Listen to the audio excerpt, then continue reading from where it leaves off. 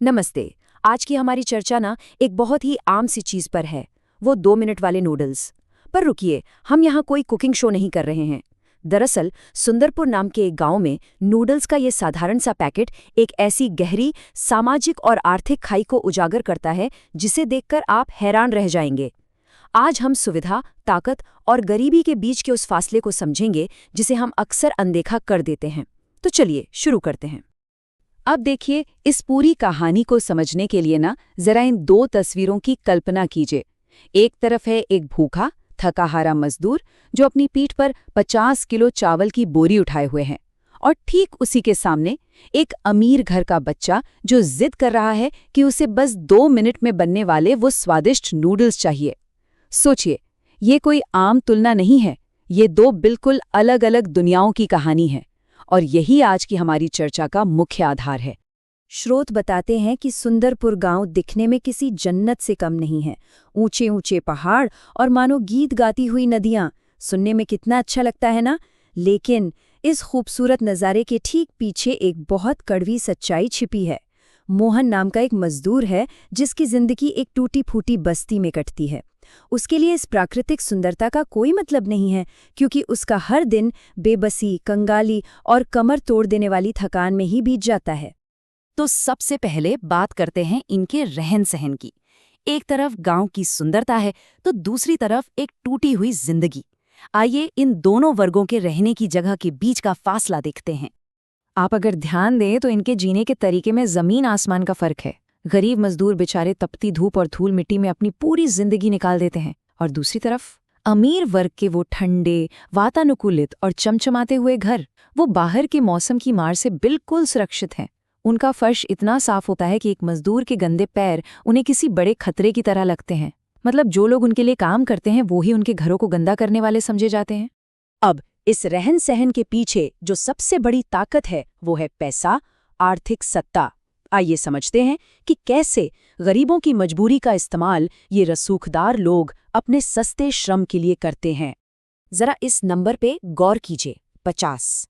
ये सिर्फ एक नंबर नहीं है, ये उन चावल की बोरियों का वजन है, 50 किलो, जिसे मोहन को अपनी पीठ पर लाद कर ले जाना पड़ता है। और वो भी तब जब वो खुद भूख से तड़प रहा हो, कमजोरी से उसके पैर कांप रहे हों। सोचकर ही रूह कांप जाती है ना। ये शारीरिक शोषण की इंतहा है। और इसके बाद आता है ये आंकड़ा, सिर्फ 2 रुपए। मोहन का बच्चा तेज बुखार से तप रहा है और उसे दवाई के लिए बस 2 रुपए चाहिए। लेकिन विडंबना देखिए, दिन रात 50 किलो की भारी बोरियां ढोने के बावजूद भी ये मजदूर अपने बीमार बच्चे के लिए 2 रुपए तक का खर्च नहीं उठा सकता। लेकिन कहानी यहीं खत्म नहीं होती। अब जरा इस 200 के आंकड़े को देखिए।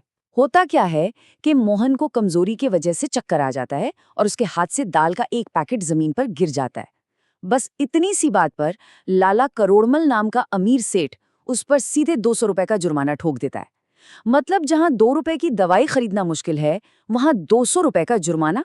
ये साफ दिखाता है कि कैसे सत्ता और पैसे का इस्तेमाल कमजोर को और कुचलने के लिए किया जाता है। सेठ लाला करोड़मल की सोच कैसी है, इसे समझने के लिए उनका ये एक वाक्य ही काफी है। व्यापार में दया नहीं, मुनाफा देखा जाता है। ये कोई छुपी हुई बात नहीं है, बल्कि उस अमीर वर्ग की सीधी सच्ची सोच है जहां मजदूर सिर्फ एक मशीन है। इंसानियत या भावनाओं की वहां कोई जगह ही नहीं है। और इसी निर्मम सोच का नतीजा ये होता है कि मजदूरों को इंसान नहीं, बस एक ऐसी चीज समझा जाता है जिसे जब चाहे बदला जा सके। जब मोहन इस शोषण से तंग आकर नौकरी छोड़ना चाहता है तो सेठ बड़ी ही बेरुखी से कहता है कि उसे सड़क पर 100 और मजदूर चुटकियों में मिल जाएंगे। और सच कहूं तो यही वो मानसिकता है जो गरीब ग्रामीणों को हमेशा एक खौफ में रखती है, रोजगार छिन जाने का खौफ, भूखे मरने का खौफ।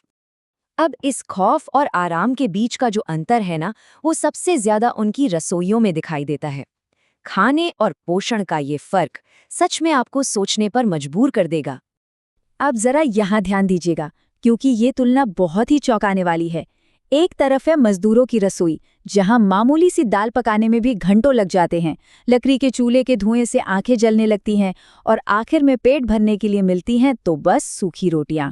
और दूसरी तरफ है अमीर वर्ग की रसोई, चटपटे मसाले, रंग बिरंगे पैकेट्स और खाना तैयार महज 2 मिनट में।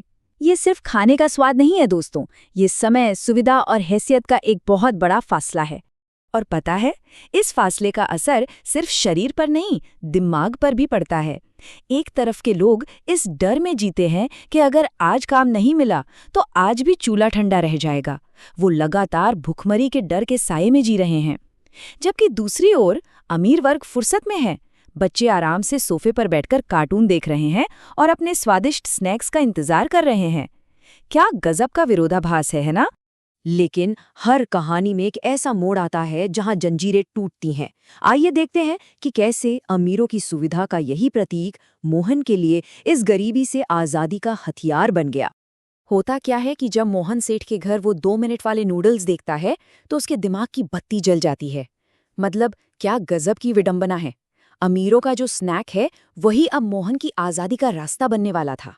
वो तुरंत समझ गया कि भूखे मुसाफिर ढाबों पर घंटों खाने का इंतजार करते हैं। अगर उन्हें 2 मिनट में कुछ गर्मा-गर्म मिल जाए तो बात ही क्या है। इसका रंग बिरंगा पैकेट, इसकी महक, ये सब ग्राहकों को खुद खींच लाएगा।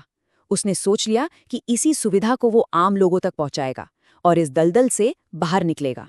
और ये देखिए कि मोहन ने कितने कमाल की रणनीति बनाई। सबसे पहले उसने उस शोषण वाली नौकरी को लात मार दी। फिर कबाड़ी वाले से एक पुराना टूटा हुआ ठेला खरीदा और रात भर जागकर उसे पेंट किया। इसके बाद उसने एक बहुत ही मास्टर स्ट्रोक खेला। लोगों के मन से डर निकालने के लिए 1 घंटे तक नूडल्स मुफ्त में चखने को दिए। और नतीजा, सिर्फ 45 मिनट के अंदर उसका सारा सामान बिक गया। ये दिखाता है कि अगर सही दिमाग लगाया जाए तो कुछ भी मुमकिन है। खैर, ये सफर उतना भी आसान नहीं था जितना सुनने में लग रहा है। शुरुआत में गांव वालों ने बहुत मजाक उड़ाया। उन्होंने नूडल्स को विदेशी मेढक का खाना और ना जाने क्या क्या कहा। कुछ ने तो पीले केंचुए तक कह दिया। दरअसल लोग अपनी जानी पहचानी रोटियों को छोड़कर इस नई और अजीब सी दिखने वाली चीज से घबरा रहे थे। एक तरह का सांस्कृतिक टकराव था ये। लेकिन ये सारी घबराहट, ये सारा मजाक सिर्फ 45 मिनट में छूमंतर हो गया। जैसे ही मोहन ने वो फ्री टेस्टिंग वाली तरकीब आजमाई, लोगों का शक दूर हो गया। उस चटपटे स्वाद ने सारे सांस्कृतिक अवरोध तोड़ दिए और जैसा मैंने बताया, केवल 45 मिनट में सारा स्टॉक खत्म। बस उस एक छोटे से कदम ने मोहन की पूरी किस्मत पलट कर रख दी। तो आज की इस चर्चा के अंत में मैं आपको एक बहुत ही गहरे सवाल के साथ छोड़ना चाहता हूँ। सोच कर देखिए, क्या सुविधा तक पहुंच होना ही गरीबी और अमीरी के बीच का सबसे बड़ा अंतर है? समय की असली कीमत क्या है और कैसे थोड़ा सा नवाचार और जोखिम लेने की हिम्मत सदियों पुरानी गरीबी की जंजीरों को तोड़ सकती है? ये हम सब के लिए सच में विचार करने वाली बात है। आज के इस विश्लेषण में हमारे साथ जुड़ने के लिए आपका बहुत बहुत धन्यवाद। उम्मीद है ये सफर आपके लिए भी उतना ही ज्ञानवर्धक रहा होगा जितना कि मेरे लिए।